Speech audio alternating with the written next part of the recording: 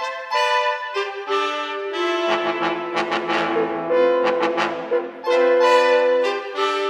hello there. My name is Dave Bila. I want to welcome you to this new edition of News and Views, broadcast by Access LaPorte County on Public Access TV Channel 99. We are a weekly public opinion program addressing local, state, national topics and issues of interest to the Michigan City and surrounding areas.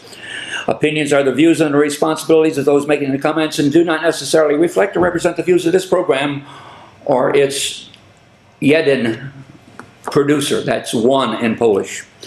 We will adhere to broadcast rules, but absolutely no one's First Amendment rights to freedom of speech or freedom of the press will be either muzzled nor denied. Any unauthorized use of the accounts, descriptions, and events of this program without the express written consent of jeden, which is me, is strictly prohibited. We hope you enjoy the program, the discussion, and any participant.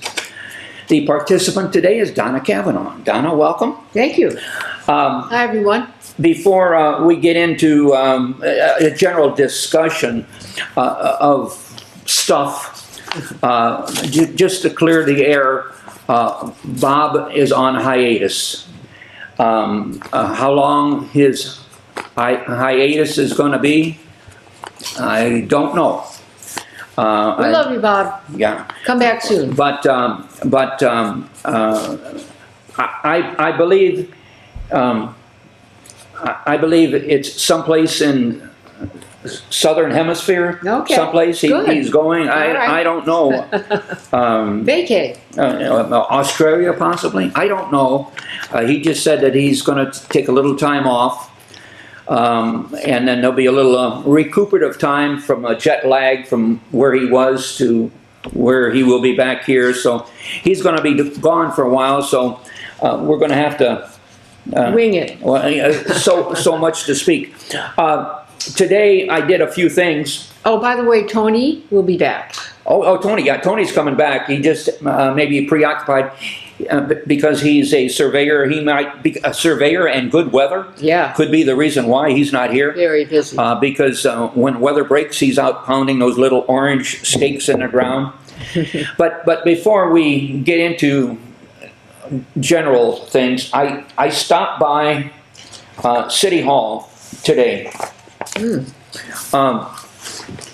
because and I have an issue with the Michigan City Council pertaining to a resolution that 6 people, well actually 7 people I found, approved, Resolution 4949 in regards to the city's classification in the state of Indiana to be a city of a second class. Oh, yeah, that's a big discussion. Yeah, and the City Council, the clerk of the city of Michigan City is basically the chief cook and bottle washer of legislation adopted by the City Council, whether it's in the form of an ordinance or whether it's in the form of a resolution. And the city attorney is the entity that people go to make sure all of the I's are dotted and the T's are crossed, to make legislation logical so that if it is forwarded to other individuals, it will not be of a deceptive nature. So I talked to the city clerk today, and I asked her, because her signature is on here. And we're filming it at the very end of February 2025, so you were there on Friday, today, talking to the clerk. Correct. Okay. And I asked if she signed it, and there, of course, is her signature. Yeah. So I asked her, I said, her name is Gail Nylip. I said, Gail, did you read the legislation that you signed? And I also asked her, who wrote this legislation? And she said, well, the city attorney did. Well, I said, Gail, are you aware that you sent out information that was false? Uh-oh. She didn't know that. because she assumed that everybody did the proper thing. In 3641-1, it currently reads, okay, in additional problems with the visions of proposed legislation that was withdrawn. Okay, this legislation made reference, it currently reads, but it is not on the books of state law. It has been withdrawn. So if this legislation has been withdrawn, the language of the second-class status situation, the language is deceptive. The legislation in reference to the status was to be forwarded to all of these people. It's a big list. A big list of people. But if the legislation in the whereas clause and so on, local officials are in the best position to know their needs, it leads me to believe that their local officials' needs were directed towards state legislation that doesn't exist. Unless I read it wrong. Additional problems with the version of proposed legislation that was withdrawn. This was this. They used this language with additional language about their various projects in Michigan City to justify the classification of the city of Michigan City maintaining its second class. Now, I may be... Can I stop you right there for people out there that may not understand this, and I certainly would like an explanation because you're so on it. What is the difference of being a city of second class, and is that something that we were reading about could be challenged? Okay, and if it is, do we lose money and grants and everything else? Yes, well, if we would go to a city of a third class based on population, based on non-existent language. Yeah. We then go to a smaller city council, and the mayor is the chairperson of the city, and so on. Yeah. I'm just saying that if this, but the way I read this resolution, the city council was opposed to Bohacek's attempt to move the city of Michigan City out of its classification of a city of a second class to a classification of a city of a third class, and they utilized language of municipal code at the municipal election conducted in 2026. The members of the legislative body required by laws applicable to the city new third-class city status shall elect by January 1st, 2027. We would automatically go into the city of a third class. I'm just saying... Now, that's not good. No. I'm just saying the clarity. Yeah. The clarity of the language that is ordered by this resolution to be sent out to all of these political individuals could be construed. In my mind, this language, additional problems with the version of the proposal legislation that was withdrawn, made reference to this Indiana code currently reads. But it reads nothing when you go to state legislation to punch up Indiana code because it doesn't exist. So what do we do about this? Well, I don't know. I'm just saying that just pointing it out? I'm just pointing it out that the clerk was mandated to send out this specific legislation. Sure. That if you don't... There's a flaw in there, is what you're saying. A questionable area. Yeah, yeah. That when it makes reference to Indiana code currently reads, it makes number 6, additional problems with the version of the proposed legislation that was withdrawn. Indiana code currently reads. Indiana code is non-existent, so it's not, the language is not in Indiana code. Yeah. That's what I'm trying to say. Sure. So how can it currently read something that doesn't exist? So what do we do about this? Well, I just asked the clerk, did she send out this resolution to all all those of, people. to all these people. And they're all in the State House and the legislature? Yeah, these state, people? yeah, as well as, Long list, long list. again, some are local individuals. Mike Bohachak, Pat Boy, Rodney Prohl, and These are legislators on the state. Buck and Niemeyer, Becker. Well, I'm just saying, clarity. Yeah. It seems like I got this question answered too. 6 of the people at that particular council meeting were there to vote on this resolution, but 7 people signed it, and the author of the resolution, he signed it earlier or later, or so he. See that.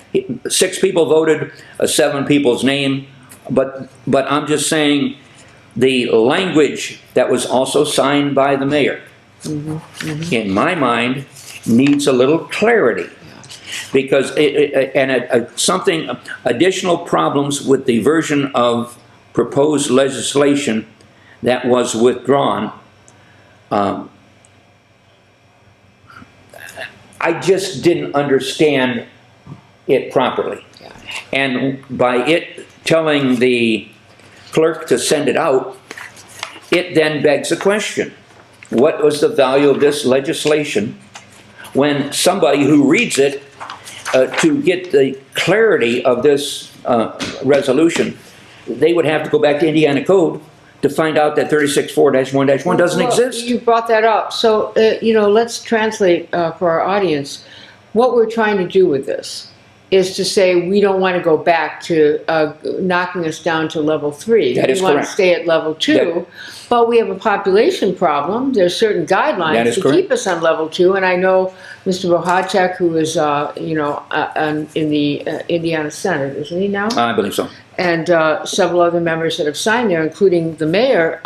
This is very important because once you get knocked down, you lose a lot of benefits. So, and we're going to lose the ISP, and I think in the past, I could be wrong, but we used to fold that amount of people that were maybe 30,000 inmates into our population census, so it looked better, and now we're going to lose that. So this is very important information you're bringing up. Thank you. Once we lose the population of the Michigan City, Indiana State Prison's location, which is will as well as some of the residents of Indiana State Prison have families living outside the parameter of the prison. That's right. To be close to their family members.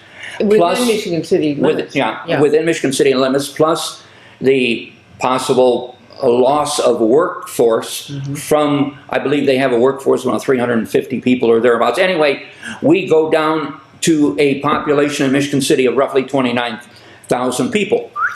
And the intent of this resolution to justify the loss of population was, well, Michigan City is building residential apartments and solar projects and so on and so on and so on. I'm just saying that I would have made some inroads into looking at the unincorporated Cool Spring Township area, Long Beach area, Pottawatomie Park area, Trail Creek area, all of the little bitty satellite communities that reside around Michigan City that encompasses almost 20,000 people. Bring it all into one. Bring it all into, find some way to cut a deal. Again, the residents of Long Beach, they have a sewer problem. You've presented about that. They have a sewer problem that will eventually come to bite you in the posterior. Okay. Ow! It's already doing it. Because the State Board of Health is mandating specific sewage system in Long Beach. Trail Creek is the same way. I'm just saying that there's potential growth in numbers, and as a carrot to these communities surrounding us. Hey, you scratch my back, I'll scratch yours, so that we can maintain our status. I think it would be great. I mean, that's just my opinion, but I've lived here off and on since the 1950s, and I think that, when I was going to high school, in Michigan City, I lived in Long Beach, and it was discriminating against me because I lived in Long Beach and they were in Michigan City. And I mean, Michigan City to me is also my home, and I don't see a difference. And in Long Beach, we don't have a post office, so when you get a letter, it goes through Michigan City. It has a Michigan City address. And we in Long Beach have the lake right there. And the lake, very often, it goes in stages, but in the 80s we lost our beach, and in about 3 years ago we lost our beach, and that's when we have to reconsider the sewer, septic, all of that, because we start losing our lakefront homes that are built right there. So there's a lot to be considered in this, and I think bringing that up is, it's great that I call you Sherlock Holmes, you always find these things. But can I bring up one other thing? Sure. Kind of goes along with this situation. I was listening to Ron Miller this morning on my way to work, and he was interviewing somebody who brought up the fact that we are losing a lot of revenue. I think it was the mayor here that was talking about. I heard something About Blue Chip. Now, everybody who knows the world knew this was coming, I think, because we used to just be us. Now we have casinos all around us. There's a big one that's about to open in Chicago. We get a lot of Chicago people here. The ones that are Four Winds Casino, they're opening another one near South Bend. We've got one right down in New Buffalo. I mean, and we've got the Hard Rock that just opened off of I-94. So we've lost revenue. And I think that is, and what happens? I heard Shaw Friedman talking about trying to save NIPSCO because that's such a great tax base for us. So there's a lot of things going on. Meanwhile, we're building that big solar that's coming on the lawn that says you are beautiful for decades. That's going to be high rises, and it was going to be 2 hotels. Now I think it's down to 1. There'll be shopping and condos, but I think those condos are starting around 250, 300,000. Okay. So, that's not for everybody in Michigan City to afford. And then we've got, the last thing I want to say is we've got this huge thing going on 11th Street, which I just, on the way to the studio, and you ladies and gentlemen, it must be awe-striking to me. It's like another tower. Tower is going up, and there's going to be condos there and a parking garage and everything else. There's a lot of changes coming. We have a lot of empty buildings here where businesses have gone out of business. So we've got a lot going on. And in Long Beach and Trail Creek and all those communities, they have situations they have to deal with monetarily. So I think you're bringing this out to our audience is very important. I see, again, I wanted to see growth in Michigan City 50 years ago. Yeah. I personally, and I think this was an issue that got me excommunicated from the city council, because I brought to light high-pressure sodium street lights. I relit basically the entire northern Indiana, a third of northern Indiana with high-pressure sodium street lights. Again, thanks to Daryl Garbacek, who brought that to my attention when I was first on the council. I saw a discrepancy in the existing street lights, that there was a more efficient light that utilizes a third of the electricity, which we now see on the streets today. But the lights that I brought in were the orange-colored lights. And I've got documentation to prove that I saved the taxpayers money back then, 50 years ago, but I didn't get any credit for it. The credit I got for it was that my colleagues gerrymandered me out of my ward by the distance of a width of a street, because they didn't like my approach, they didn't like my demeanor, they didn't like my attitude, because maybe I was the young kid on the block that had constructive ideas that the parties to be didn't want to have anything to do with. Well, everything, just about everything I said in the past are now turning into reality, because we do now have growth in Michigan City. But with growth and with the loss of population, there has to be a makeup. And what's going to create that makeup? Will it be the South Shore? Will it be the 22 residential apartments in the Franklin Tower project? Will it be the 90 condominiums and 160 hotel rooms at the You Are Beautiful property? I mean, I'm just saying, I'm just saying that the intent of this resolution was to justify the city of Michigan City to maintain its classification. But when you look at the loss of the population of the Indiana State Prison, plus the ancillary people that live around it, you're going to see that the city goes into a 29,000 or thereabouts population. And will these improvements offset the loss of the population to the prison? I'm just saying, Think about it. think about it. Again, this resolution created my thought process to say there was more to it than just the classification of the city from a second class to a third class status. Well, I'm glad you really brought that up. Now, we're going to change subject a little bit because here in the Beecher, which is a very wonderful publication, been around for a long time, they did a whole story about Long Beach, and they popularized Stop 21, which is close to where I live, and it's a really interesting article. I just premiered, may I say, a program on WNIT where I do television for the past 18 years called Historically Speaking. I'm hoping to bring it here. But I talked about Saugatuck, and they gave me one of their t-shirts, which is about an hour from here. It's a little beach community, very popular with tourists and people on vacation. There's so much here that we could do to bring people, to make them aware of where we are.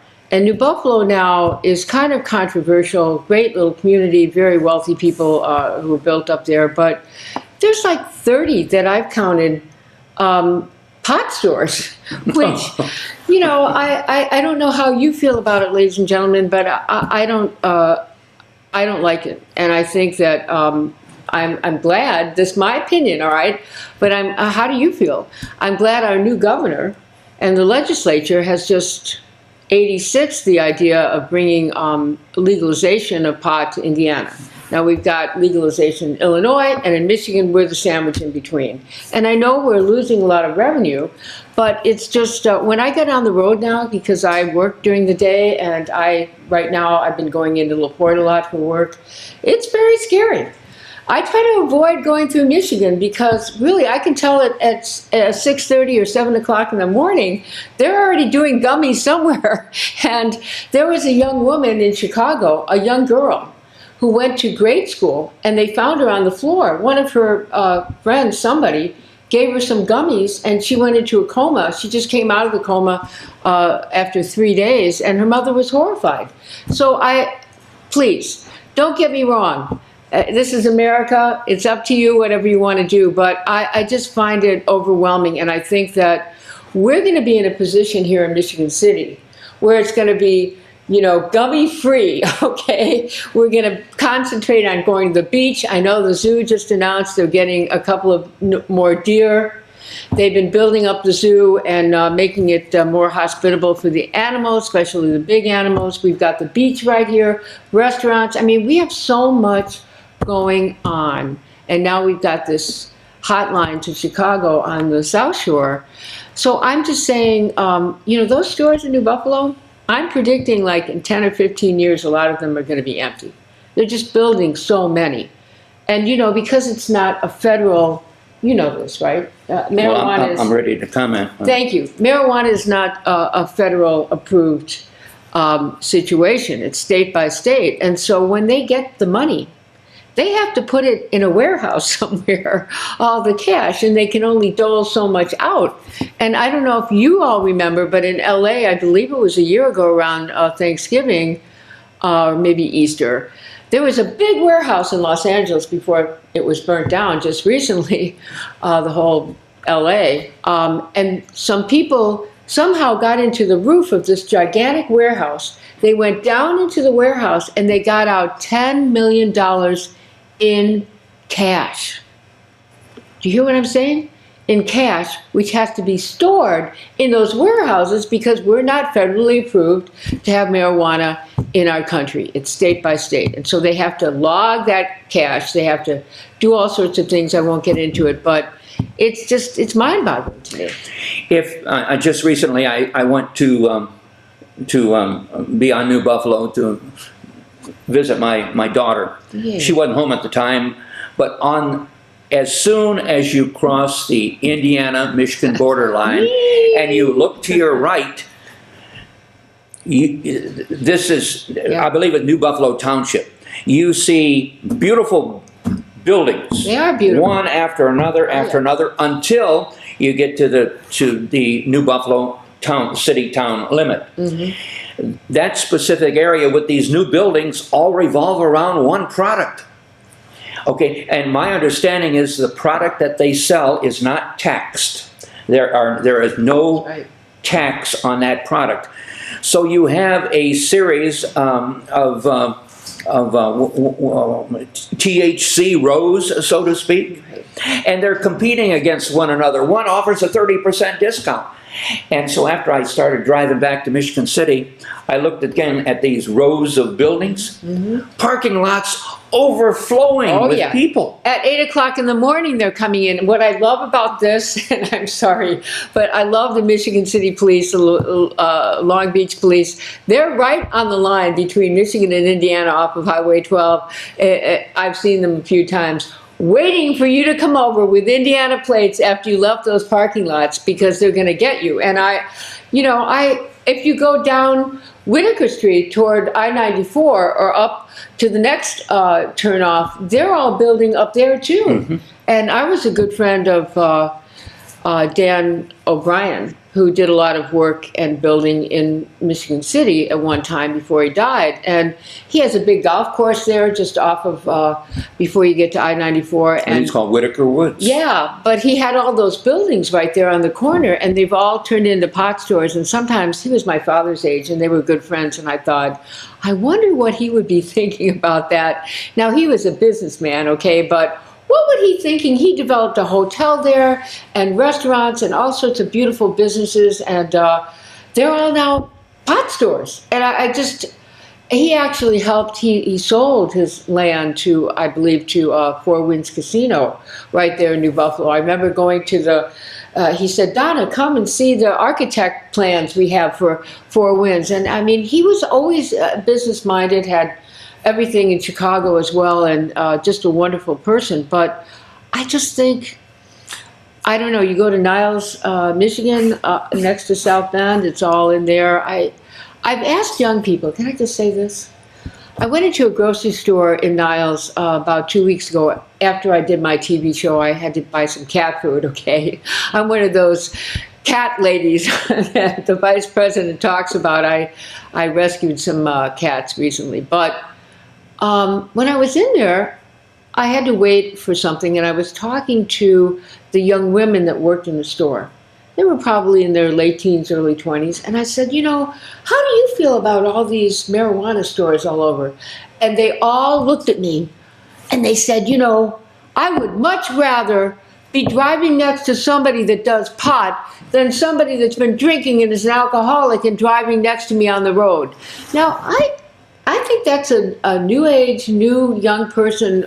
Yeah, we like it, okay? We want it. We appreciate it. And I get where they're coming from, but I think when you're out there driving and you've got, and I talk about this all the time, and I'm sorry, this is the end of my diatribe, but you have somebody coming right behind you on your bumper and tailgating you, and then they're speeding past you and you're going the speed limit, and they're giving you the "You're number one" sign, as Al Austin used to say, and then they go off at 90 miles an hour, and the next day you see what I call pancake cars in the news where they're just crunched, okay? And I think we've got a lot of things to discover when it comes to all of these things that you can ingest, all right? Okay, you go back to Prohibition era. Oh, there you go. Again, I'm not ashamed to say that part of my family during Prohibition were involved in illicit things, because my aunts would tell me of their ventures to Chicago and so on, and they laid the keys on the table and have a dinner, and the keys would come back, and the container in their vehicle mysteriously became full of something. I believe they called it bathtub gin at the time. But I'm just saying, once the product was taxed, Yeah. and once it was controlled, look at the price of a pack of cigarettes today. A pack of cigarettes, I believe, is almost a pack, not a carton. Yeah. A pack is almost $20. $20 Wow. a whiff. Yeah. Now, if you apply that same logic to the funny farms, okay, and if they had to pay an appropriate amount to the amount of product that they sell, at least the product is controlled. Yeah. Yeah. Somebody laid down an edict to say, hey, that $20 carton of cigarettes and the revenue derived from the taxes on it, $20 of cigarettes can go to this particular program for cessation of smoking. But right now, there's no prohibition going on. There's no taxes levied. And so, on both sides of New Buffalo, was it 39 coming in on the south of New Buffalo, and Highway 12 coming in Right. on the west side? The entire community, and in the summertime, imagine the traffic that's going to be around the New Buffalo area. Well, can I just go back to Prohibition for a minute? Because I've been doing a lot of research about my family, and what I learned is back in the early 1900s, there was so much alcoholism, and people were, men especially, were falling down dead on the street in Manhattan, where I'm from originally. And if you've ever been to New York City, which is, I hope they get it back together. That place is kind of a mess. But if you go to Washington Square Park, which is where New York University is, etc., it's a big arch that was dedicated to George Washington, okay? And there's a big, huge park there. Well, a lot of people don't know that underneath that big, beautiful park in Washington Square Park in Greenwich Village are about 30,000 bodies of men who were drunk and had nowhere to go, had nobody to bury them, and they just were thrown underground underneath that park.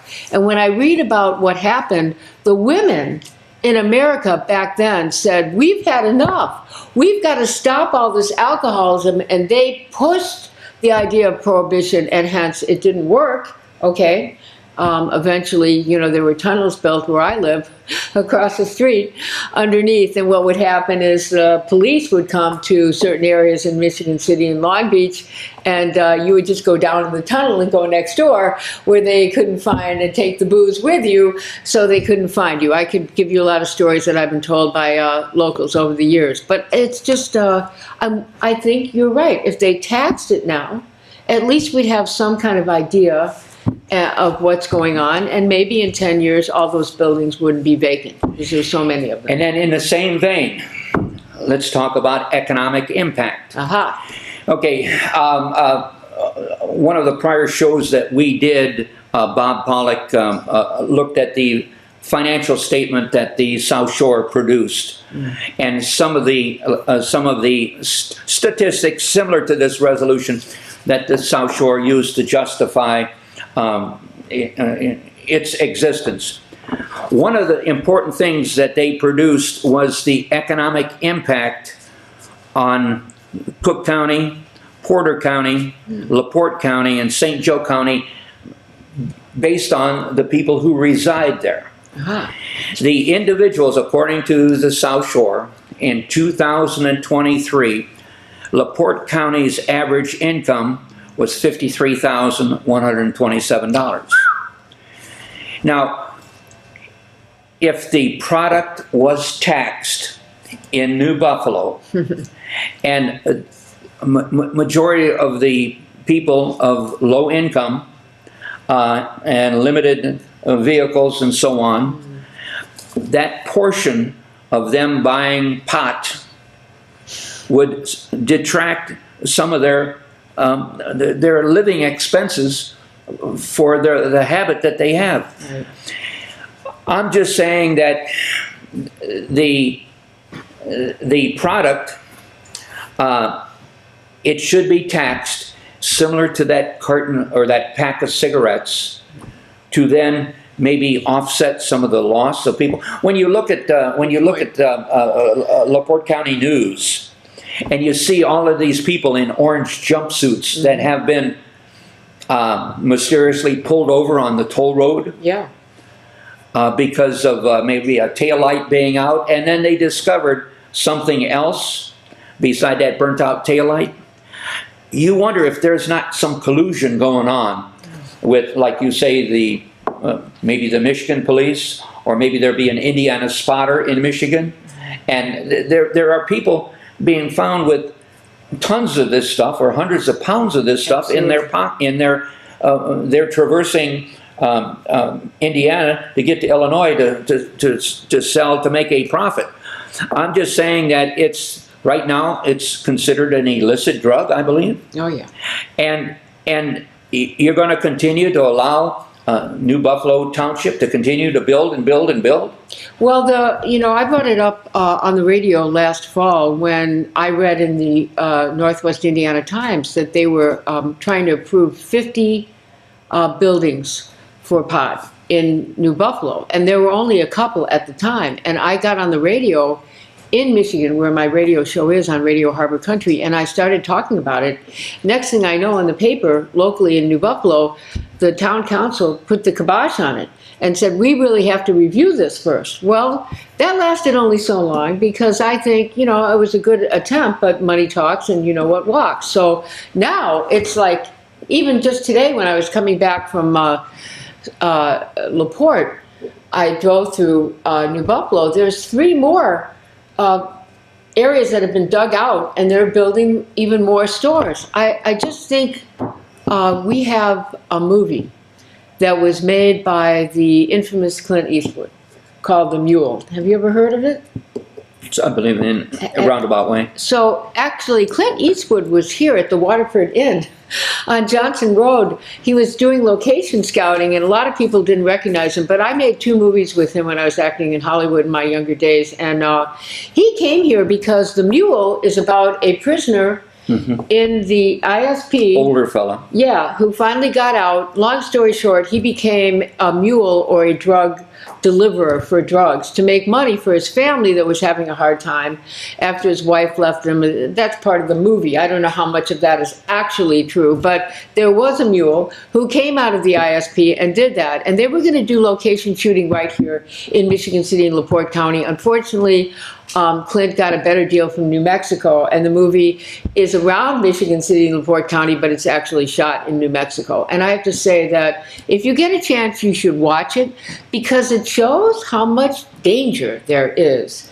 If you're out there doing drugs and then you're transporting the drugs in your car, as you brought up, you get pulled over for a taillight or speeding, and suddenly they find 15,000 pounds of marijuana or something else more lethal in your car, you'll end up in the ISP, and once they tear it down and move it to wherever they're going to move it to, you're still going to be in that orange uniform.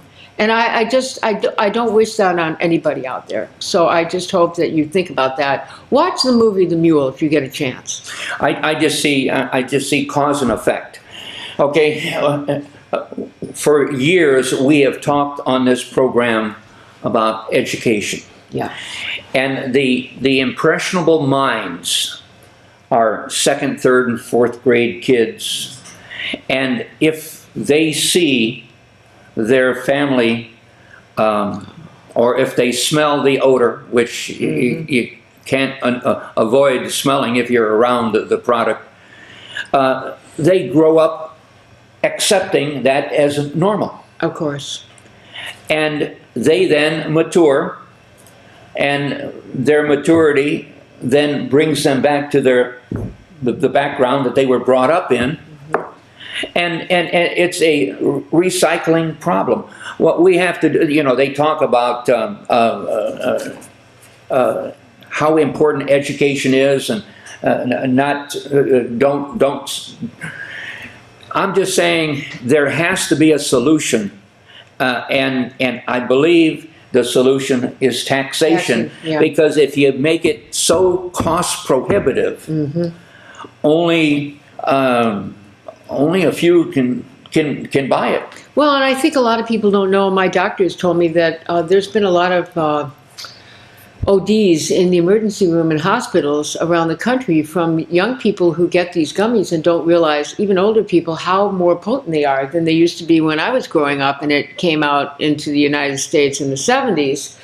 These gummies and other things, and no offense to the people that are selling, that have these stores, but a lot of people don't know how intense it can be, and they end up in the emergency room. And I think that there's a lot of things we aren't talking about regarding this because there is so much money in the pot business, okay? And I can see where anybody who wanted to sell their building, which I know a lot of those owners, just sold out. Yeah, take my property, cut down my whole building that has been my family's garden center for 100 years, and I'll just retire somewhere in Hawaii. I just think it's dangerous. And I would say this one other thing, that I have been going to court now for almost a year and a half. Today is my lucky day. We finally settled. Somebody hit my car, and I won't go into it, but they finally settled with me. But I've been having to sit in court for an entire day, and they keep pushing the situation ahead. And I would sit in court all day long, and the person that did this, they wouldn't show up. But I was able, in Michigan City Courthouse, to listen and see all these young people. And some of them, and you know this, Dave, they come through Zoom now. They're in the Indiana State Prison, or they're in LaPorte County prison, and they're in the uniform. And the judge, and I have to say, the judge and the prosecutors have been very kind to some of these young people. They don't want them to have a lifetime of crime. But these people have been doing things that are not good. They're in jail now. Their families are suffering. If they have families, they're suffering. They have to go through detox because maybe they've been doing drugs or alcohol, and they got into trouble. And my heart goes out to them, because what you're saying about, when you're a little kid and you see this, you think it's normal, and then suddenly when you're in your teens or 20s or even 30s, you're in jail talking to the judge via Zoom, and he's trying to help you, give you a break. And I want to say, yeah, well, not necessarily. I want to say that the prosecutor here and the judges have been really great trying, and the victims advocates people have been really great trying to help these, especially young people, give them some kind of break to get them back on track. And I applaud our county lawyers and judges and prosecutors for that. But again, this issue isn't going to go away, but it's been in existence for years. People drank, people smoked. Sure. Now they're puffing weeds. I can recall I had an individual approach me about a TV program, and it was a female. She wanted to. She made inroads to a fellow by the name of Jim Belushi. Oh, now, Jim Belushi is a pot grower in Michigan. That's right. And she wanted me to utilize, she wanted to infiltrate this program and bring Jim on as a guest, but it never happened. Oh, let's get him on. We can get him on. Bring him on to TV. He's running a legitimate business. He has one in Oregon, too. Yeah.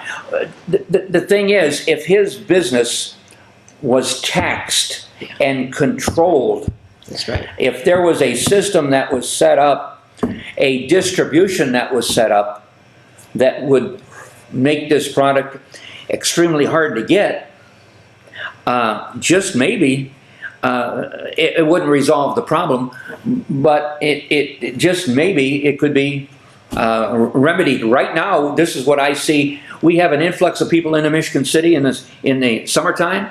You know what they're going to do? More than likely, they're going to drive. If you don't happen to like it, pass me by. They're going to pass by Michigan City and go to the New Buffalo Township area for their recreational purposes, and you will see New Buffalo Township blossom Well, our governor said that unless you can prove to him that you're not, your ability to drive, et cetera, is not altered by pot, he's not going to allow it. And it did not pass as far as I know right now. But we have a few minutes left, I think. Can I change the subject for a minute? Certainly. This is a flower. They're coming back, okay? I know you don't believe it because it's been so cold here and we didn't have a lot of snow, but we had a lot of cold. So this is for you. Thank you very much. And for Andy Steele, who's helping us here in the studio as our filmmaker. And I just want to say that I hope that you will take advantage of our national parks. And can you tell our audience what happened to Mount Baldy and our park right over here? It became one of these. In regards to people visiting? We used to have a state park, now it's a national park. And I understand there are millions of people who... Like 10 million last year came through the national park right here, okay, and into the Gary area as well. But if you get a chance, maybe you could do some hiking. Take your family, get out. Now it's going to be warmer. You can get some fresh air. The heck with pot. Why don't you go out and smell the real flowers, okay? They're out there. And see the wildlife. This is a real rose, believe it or not. Yes, it is. Yeah. It is a pretty one. Yeah, there's a better way for society to be acquainted with one another. And basically it all revolves around the dollar. And right now, the in my mind... Did somebody say dollar? No. Gold and silver? I can hook you up, let me know. The dollars are being dropped off in New Buffalo Township by the people who could least afford it, and it has a direct impact on everyday life. Now, you're spending money on pot when the eggs are $6 a dozen, and you've got a family to feed. Where are the values? Where the Ten Commandments that Moses laid out? Where are the values of our society today? Good point. Speaking of the Ten Commandments, Ash Wednesday, the beginning of Lent, is right around the corner. It's coming this Wednesday. Easter is coming. The Easter Bunny is coming. All right, and so we do have some good news in the horizon. But I think that it's very frustrating when you have the new group from the Trump administration, who's now our president, like it or not. And before their meeting with the cabinet 2 days ago, they all put their heads down and they had a minister behind them that said prayers. And I put that on Facebook, and I had so many people that were outraged by the fact that they were praying in the White House and what a hypocrites. And doesn't it say in the Bible, where two or more of you are joined, therefore so am I? What is wrong with prayer? And I think after 9/11, I was right here on this channel, and I got in my van and I drove to New York City, where I was born, and I started profiling what happened when those planes hit the World Trade Center. And I did that for 10 years. And I'll tell you, when I came back that first year, right after the World Trade hit, I brought in our legislators and some police and some school children and teachers. And the kids said, how come we can't pray in school anymore? Like, what is wrong with prayer? I don't care what religion you are, or even if you don't have a religion, but it always helps to have something to think about that's positive, where you're asking the stars that are shining, by the way, there's all those planets up in the sky this tonight and next week. Just forget the drones that are flying around up there, but think about, the positive things. I mean, who made this? This is an incredible, this isn't a picture, this is a real flower. And I just think when you look around you and you see the beauty of our world, I mean, there's so many good things to think about. So that's what I'm saying to you. And you've been so great on this channel to highlight things in the community that you think are important, and you've been doing that for so long. I give you a lot of credit, Dave. Thank you. Going back to statistics, the average income of St. Joe County is $56,000 a year. The average income of LaPorte County is $53,000 a year. St. Joe County is here, LaPorte County is here, and New Buffalo Township is right here in the middle. And those individuals on limited incomes. What is the average income that they say on TV is what, $66,000 a year?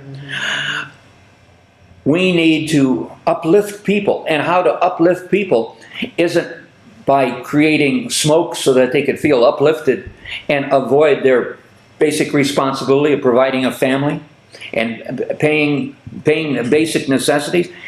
That mindset goes back to the young, impressionable kids. And we have to find some way to get back to the basics. I mentioned the Ten Commandments. I don't necessarily listen to them all, but there is a point of reference that people who are down in the dumps could resort to get some inspiration, right? Well, there's a church in Michigan City right on Franklin Street. I think it's around 7th or 8th Street. In front of the church is a big plaque with the Ten Commandments on it. So if you forgot what they are, go take a look or research it on the internet, however you want to do it. There's a lot of positive things about being kind to each other. We have a lot of homeless in our area, in the whole country. There's a lot of people who don't have jobs. But we do have some really big things coming. Like I think Amazon, or I forget what IT company, just completely obliterated like a mile off of Highway 20, and they're building this huge IT building which will bring jobs to us. So we have a lot of good things coming at us. So I just think, you know, don't focus on this Easter season of renewal. Please don't focus on the bad stuff. Try to focus on the good stuff. Think about a future for you and your family and yourself. And, you know, don't take it all so seriously. If people are giving you a hard time, just laugh it off. It's not worth it, okay? That's why God gave us a sense of humor. Don't you think, Dave? Sometimes, but looking at the divisiveness of our society, Yeah, well, yeah. you wonder, you see half of our society is in opposition to the other half's opposition to the other half's opposition, and neither the twain shall meet. I object to what you're doing. You object to what I'm doing. Where's the compromise? No trash talking allowed, okay? You're all allowed to your opinion, but don't try to force feed somebody with it. And live with the results. There you go. That's why you have elections. You live with the results. But that just doesn't seem to be. Again, I'm in my 80s. Was it Bill Hackman? He was 96 when he passed. Just recently, yeah. Mm-hmm. Famous actor. Famous actor. He only. I read that his estate was only valued at $80 million, and he was just an actor. Yeah. $80 million. Well, he was a famous, very famous actor, and he left Hollywood. He finally retired from acting and moved to Santa Fe, New Mexico, and they found him, his wife, and his dog. Yeah. And now his daughter and his family are coming out to try to find out what happened. You know, you just never know what's going to happen, so you got to stay ever vigilant, be aware, and try not to rely on false gods and crummy substances that don't do you any good. Okay, there's a big world out there. Go out and see it. We have a beautiful beach here, a beautiful park. We have the zoo. We have the national park that used to be a state park. We have so much going for us. Oh, here it is. I think that, and thank you for bringing up all the things that you do regarding this community. I think there's a lot of changes coming, and we have to be smart about it. There'll be a change in the weather, or there'll be a change in the sea. From now on, there'll be a change in me. My walk will be different. I don't know all those lyrics anymore, but when you said there'll be a change in me, it's happening in Michigan City, ladies and gentlemen. That yes, it is happening in Michigan City, but the common denominator for everyone's existence is education. And if you don't obtain an if you can't read beyond the third grade level when you're graduating from high school, there's a problem.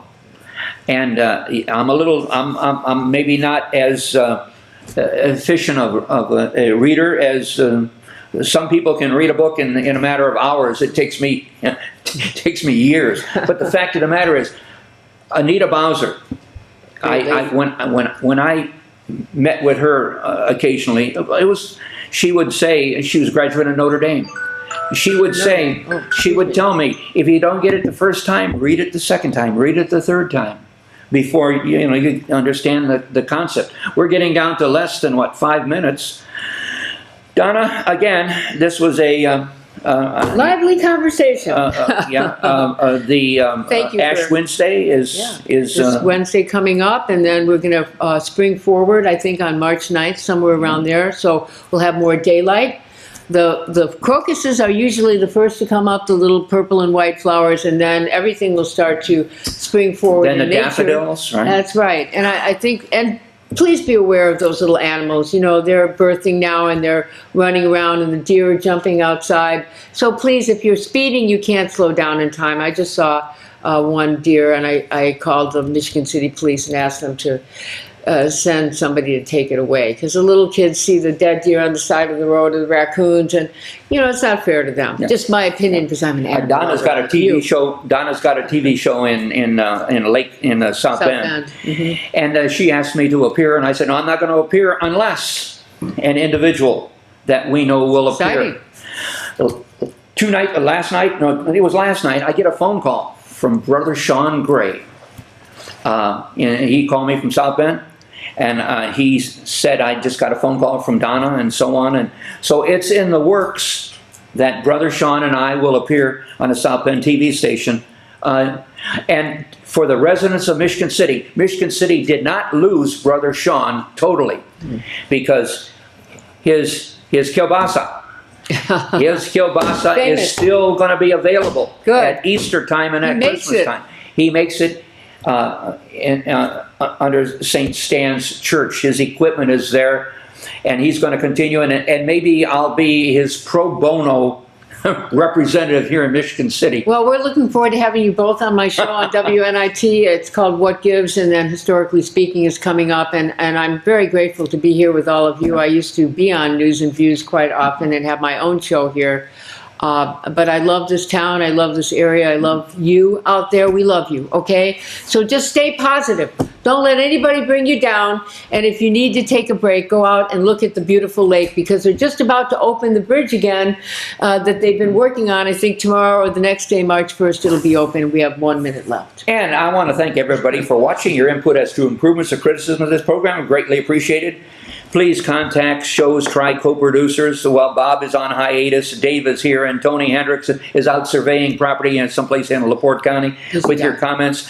You can email Bob at skrpollock@gmail.com, Dave at djbila1@hotmail.com, or Tony at emailhem@yahoo.com.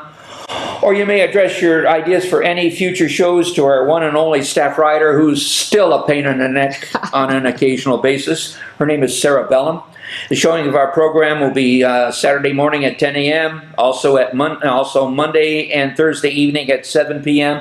on any available dead time that Andy finds that he needs some filler. That's us. You may also enjoy watching us on our YouTube channel at Navigate News and Views. I want to thank everybody for watching, and make it a good day.